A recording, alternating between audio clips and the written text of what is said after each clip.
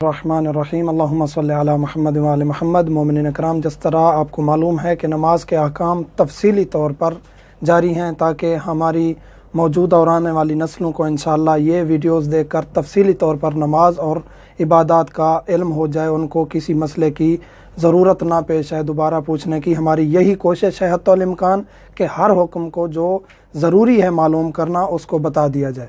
واجبات نماز ہم نے ذکر کی، ان کے بعد ہم نے نیت کو بتایا، اور جو رکن ہیں جن میں کمی یا زیادتی جان بوجھ کر یا بھول کر ہو جائے تو نماز باطل ہو جاتی ہے، ان میں سے ایک ہے قیام۔ قیام متصل بررکوع کا بہت زیادہ سوال کیا جاتا ہے کہ قیام متصل بررکوع کیا ہے۔ یہ ہم آج انشاءاللہ قیام کی بحث میں تفصیلی طور پر ذکر کریں گے۔ قیام جو رکن ہے وہ فقط تکبیرۃ الاحرام اور رکوع کے وقت ہے۔ جو رکنیت ہے قیام کی، کہ جو قیام ضروری ہے ہمیں کرنا ہر حالت میں، مجبوری کے علاوہ، بیمار ہے نہیں کھڑا ہو سکتا، اس کے علاوہ باقی ہر حالت میں جو قیام ہمارے لیے ضروری ہے وہ یہ ہے نیت کے بعد جب ہم تکبیرۃ الاحرام کہیں گے اس وقت قیام کا ہونا ضروری ہے، وہ ہم ذکر کر چکے ہیں تفصیلی طور پر۔ اور قیام متصل برکوع، عمومی طور پر مشہور یہ ہے کہ جو ہم رکوع کے بعد کھڑے ہوتے ہیں وہ قیام متصل برکوع ہے، وہ نہیں ہے۔ قیام متصل برکوع وہ ہے جو رکوع سے پہلے ہمیں مستقیم طور پر قیام کرنا ہے، بالکل سیدھی حالت میں۔ جب ہم قرات کر لیتے ہیں حمد کے بعد دوسری سورت، اس کے بعد ہم نے بالکل سیدھی حالت میں اللہ اکبر کر کے رکوع میں جانا ہے۔ یہ جو رکوع سے پہلے کھڑا ہونا ہے یہ ہے قیام متصل برکوع، یہ واجب ہے۔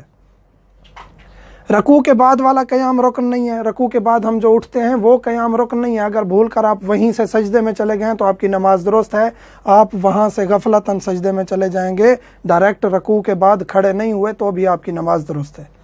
اگر ایسے جھک کر رکوع کی نیت کر لی تو بھی درست نہیں، یعنی آپ نے یہ ٹھہرے آپ نے قرات کی اور قیام متصل برکوع کا دھیان نہ کرتے ہوئے آپ رکوع میں چلے گئے، یا مثلاً کہ آپ بیٹھ کر قرات کر رہے تھے، کرسی پر قرات کر رہے تھے اور آپ کھڑے ہو سکتے تھے۔ قیام متصل برکوع واجب ہے اور رکن ہے، آپ کھڑے ہو سکتے تھے اور آپ نے وہ قیام کی توجہ نہ کی اور رکوع میں چلے گئے، رکوع کیا اور باقی نماز ادا کی، تو یہ بھی درست نہیں ہے۔ آپ کو قیام کر سکتے ہیں تو کرنا واجب ہے۔ واجب ہے اعتدال و انتصاب کے ساتھ ٹھہرے اور ٹانگیں زیادہ کھلی نہ کرے۔